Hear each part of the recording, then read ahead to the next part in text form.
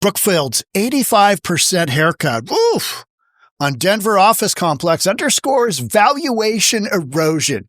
Love that term. Valuation erosion. Values have plummeted in Denver. Plummeted. We covered one where you had two twin towers that were selling for like $6 million, down like 90%, right? From just a few years ago valuation. What's going on in Denver? Let's get into it. Here we go. There's that headline.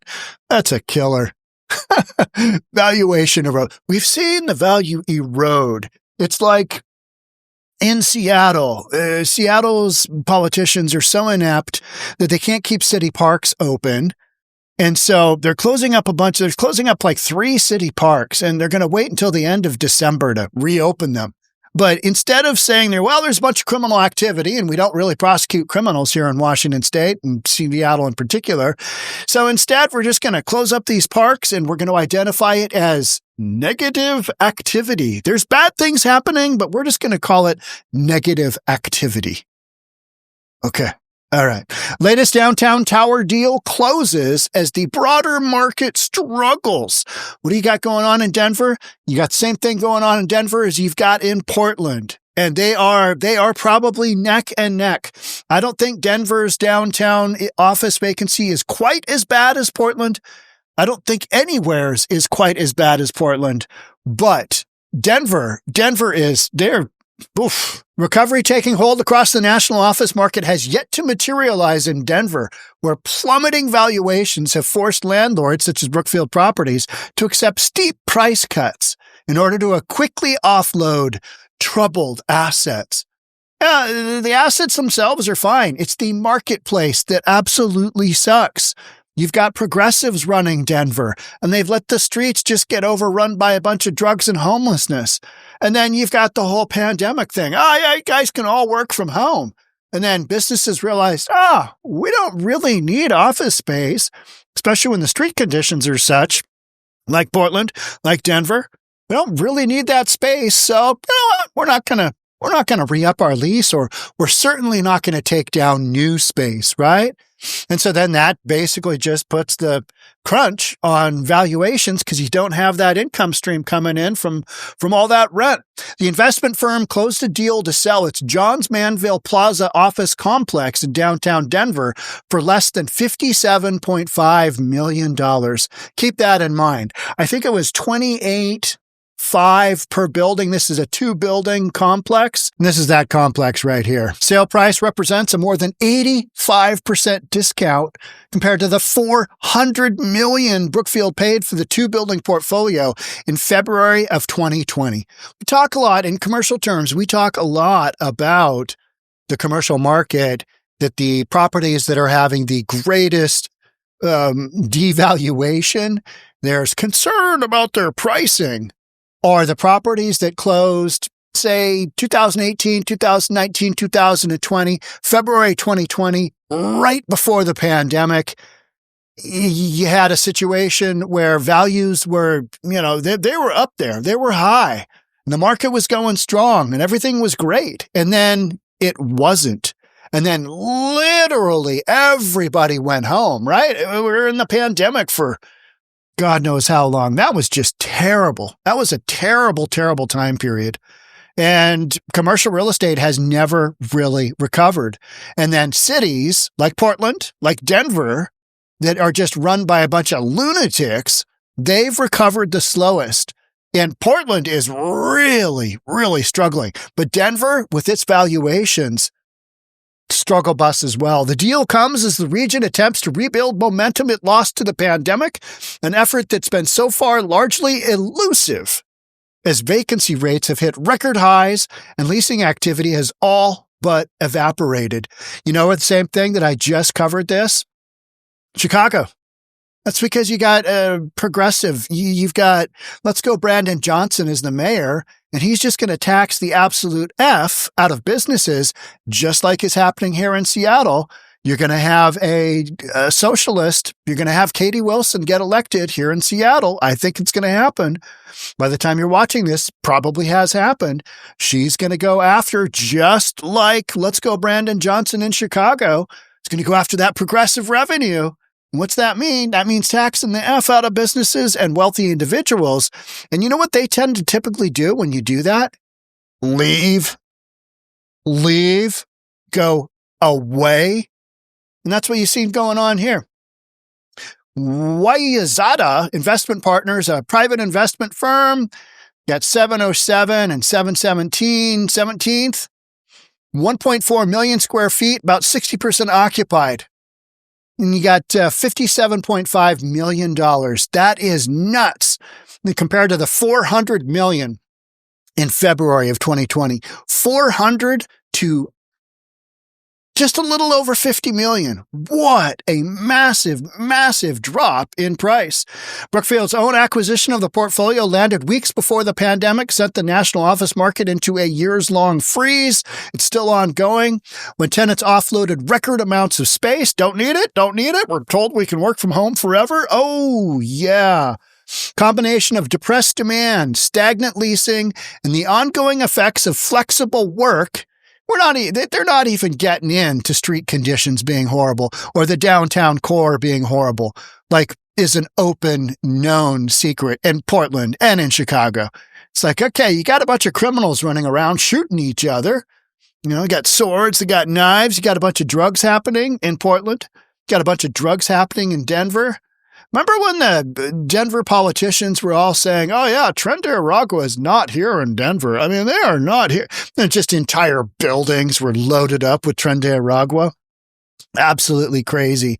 Let's keep going. Denver office buildings sell for 90% less than their estimated value 6 years ago. This was that two-pack I was telling you about, where not that long ago, they sold for just a crap ton more. Now they're valued. 2 downtown Denver skyscrapers sold for $3.2 million. I think that was each. More than 90% below their estimated 2019 value of approximately $200 million. And this guy's going to convert them into 700 apartment units. That's what his genius plan is. Okay, maybe that'll work. These are some crazy deals happening right now. Like they are happening at, below land acquisition pricing. It's mind blowing. And it's not just because we like to blame it on, well, you've got progressives running Denver, so therefore, right? But you've got a broader set of circumstances, and the Republican cities are not without having their own issues as well. It's just that you don't have the buyer objection of, good Lord, my customers need to be able to walk into our building, street level, and there's just a bunch of lunatics running around doing drugs here. It's like UN Plaza in San Francisco, right? Like, oh, I don't think I'll be going there because it's an open air drug market. I'm not going there. Same thing in Seattle. You've got areas of Seattle that have just been overrun with drugs in an open air drug market. And people, big employers don't want to put their employees in jeopardy. So they go from Seattle, Amazon, bringing 20,000 employees to Bellevue. Thank you very much, Seattle. Nice job with your progressive ideology.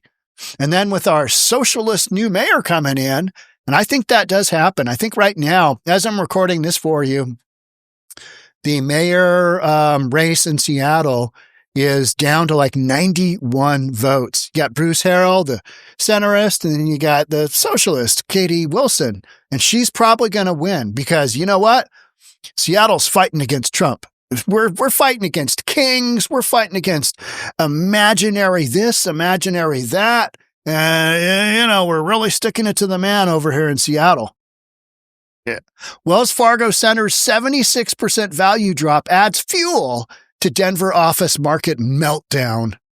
One of Denver's signature office towers is now a poster child for the mile-high city's growing office crisis. 52-story center, Wells Fargo Center, $115 million, down to, not much, off 76%. The 52-story Wells Fargo Center, known locally as the Cash Register Building was recently reappraised at $115 million, a 76% drop in from its 2019 valuation. And at that point in time, I think it was up at $450 million, something like that. The math is close there. I mean, an amazing drop. And that's a big building. That is a big building. These are all individual sales. It's not a great time to own an office building in Denver. I love these headlines. These headlines are just like, oh, yeah, no, it's really not, is it? 90% drop in value. And what is so shocking about these numbers is that it's happened in a very small window. You're talking 5-6 years. And it's because you've got that outside influence of, hey, everybody can work from remote, from home, wherever, and we're going to do this forever. And so then all these companies just basically, all right, we're on board. We're going to do it. And hey, we don't have to pay for all that commercial space. And they haven't taken it down coming back. And now what you're seeing is you are seeing consistently the call back to the office, right? Politicians are hitting up the owners of big companies and going, hey, we need your folks to come back to the office because we need all that trickle down revenue. We need the people walking around to basically spend money in your downtown core so that we can get the downtown core going again. Because most of these downtown cores, including Republican-run downtown cores, have been just literally emptied out and the folks haven't come back in. But what you're seeing more specifically is in the big progressive cities that have just terrible leadership, it's way, way worse. And Portland would be your prime example of that, right? Okay. Lincoln Property Company sells Denver offices for 10% of what it paid in 2018. 10%. What were those numbers? Yeah, 1775 Sherman Street, 1776 Lincoln Street for $10 million, substantially below the $95.25 million Lincoln paid for the portfolio in October of 2018. Let's round it up to $100 million, down to $10 million, 90% off. So what would often happen when you have situations like this where property values have dropped or deals, get put together is that you've got a refinance. You've got the ability to refinance, do something, right?